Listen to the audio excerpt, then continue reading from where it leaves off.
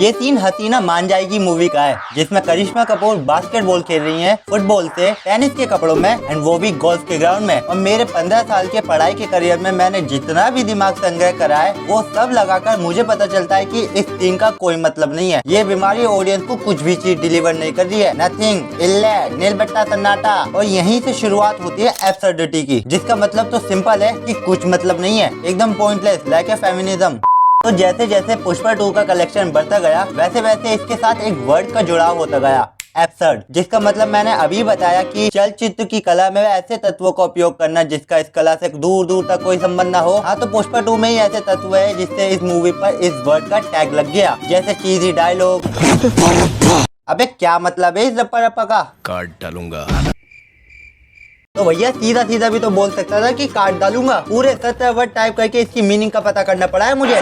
Sorry. Movie में ऐसे ही multiple dialogue है जो मूवी के लोग को डाउन कर देते हैं। Even there is a dialogue critic जिसके ऊपर तो पूरा गाना ही बना दिया इन लोगों ने। पता है, ऐसी चीजें 90s की मूवीज में होती थी कि मूवी के एक स्पेसिफिक डायलॉग को उठाकर उसका पूरा गाना बना देते थे। वहीं से इंस्पिरेशन लेने की कोशिश करी गई है, बट वो जमाना कुछ और था, वहाँ के लोगों की थिंकिंग कुछ और थी और अब के लोगों की थिंकिंग कुछ और है। That's why they failed very badly. Another problem in this movie कि भाई कोरियोग्राफी कौन कर रहा है? क्या डांस करने में ऐसे ऑब्जेक्शनल जेस्चर का यूज करना मैंडेटरी है? आइटम सॉन्ग तो पिछली मूवी में भी थे, but this it's just disgusting. And ऐसे मूव दिखाकर आप साबित क्या करना चाहते हो कि आप गलत हो, या फिर ऐसा प्रिटेंड करने की कोशिश कर रहे हो कि लोगों को यही पसंद है? सेम प्रॉब्लम डाकू महाराज के साथ भी थी। इवन उसमें तो एक्टर ही अपने सालों की कमाई रिस्पेक्ट को अपने ही हाथों से लुटा रहे थे। एंड भाई एक्ट्रेस की बात तो क्या ही करूँ, वो बंदी तो अपने ही गॉड कॉम्प्लेक्स में जी रही है। I mean someone asked her कि आपकी इंडिया गोस्ट लेटन को लेकर क्या थिंकिंग है, तो बहन बात को घुमाकर अपनी ज्वेलरी का शो ऑफ करने लगी। फीमेल वर्जन ऑफ सुनियो।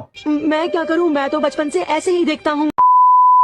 On the other hand, there are movies like Badass Ravi Kumar जो एब्सर्डिटी की सारी लिमिट को क्रॉस तो कर देती है, but in a good way, जहाँ पर उन लोगों का मोटिव पहले से ही साफ था कि हम यहाँ सिर्फ एंटरटेन करने आए हैं। इवन इन्होंने तो अपने ट्रेलर में ही बोल दिया था कि लॉजिक ऑप्शनल है। तो हाँ भाई, अगर पहले से ही डिसाइड करके बैठे हो कि तुम्हारी मूवी इस ऑडियंस के लिए बनी है, तो मौके पे चौका मार सकते हो।